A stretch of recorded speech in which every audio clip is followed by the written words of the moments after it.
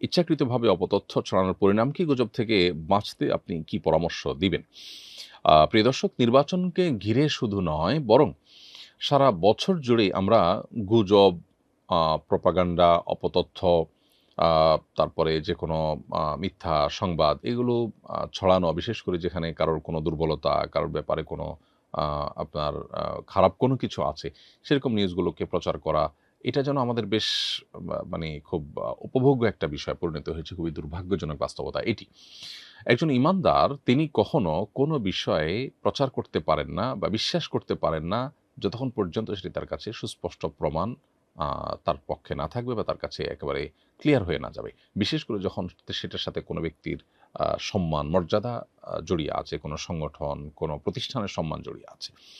আমরা আজকাল সোশ্যাল মিডিয়াতে কিছু পেলেই সেটাকে বিশ্বাস করি বা ছড়াছড়ি করা শুরু করে দেই।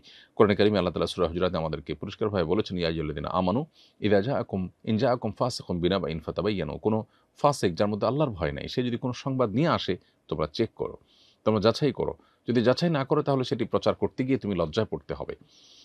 এমন হতে পারে তুমি আ প্রচার করার পর জানতে পারলে যে বিষয়টা সঠিক ছিল না, অপতথ্য ছিল, গুজব ছিল। এজন্য আ রাজনৈতিক স্বার্থ হাসিল করবার জন্য হোক বা অন্য কোনো কারণে প্রতিপক্ষের বা কোনো ব্যক্তির কোনো আ ব্যাপারে কোনো নেগেটিভ কিছু পেলেই সেটাকে আমরা প্রচার করা শুরু করব না, যতক্ষণ পর্যন্ত সেটির ব্যাপারে আমাদের নিশ্চিত ধারণা তৈরি না হবে। আল্লাহ কোরআনে কারিমে বলেছেন, ওয়ালা তাকফু মা লাইসা লাকা বিহি ইলম, যে বিষয়ে তোমার সুস্পষ্ট ধারণা নেই, সে বিষয়ে কোনো অবস্থান তুমি গ্রহণ করতে যাবে না।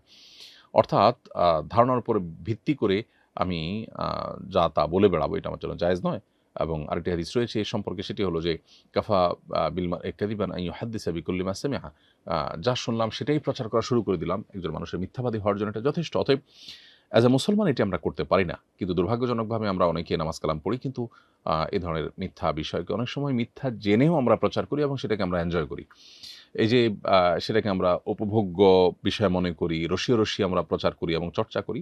এটা একজন ঈমানদারের চরিত্র নয়। আমরা যাবৎ না এ ধরনের বিষয় পরিহার করতে না পারব, ততক্ষণ পর্যন্ত আল্লাহর প্রিয়পাত্র হওয়ার বা ঈমানদার, খাঁটি ঈমানদার হওয়ার সুযোগ আমাদের নেই। বিধায় এ ধরনের বিষয়গুলোতে আমাদের সর্বোচ্চ সতর্ক থাকতে হবে।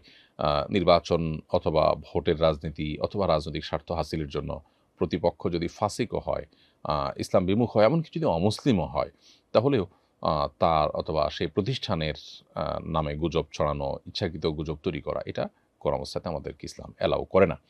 অতএব এটাকে আমাদের পরিহার করতে হবে এবং দায়িত্বশীল মুসলমান হতে হবে।